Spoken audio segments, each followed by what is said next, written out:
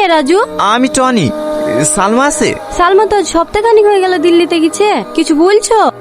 সালমা এখনো বাড়ি আসেনি? কই না তো। কি হলো বাপ? একটু পানি হবে?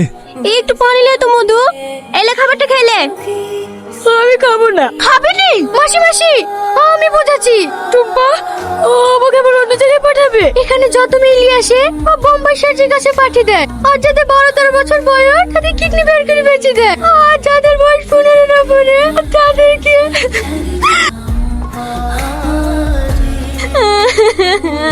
আমার মেয়েটার কি হলো গো? কাঁদেন না খালা, কাঁদেন না। মাসির বাড়ি কত দূর? এই তো সামান্য। আমাকে একবার নিয়ে চলেন না। হ্যাঁ বাপ চলো।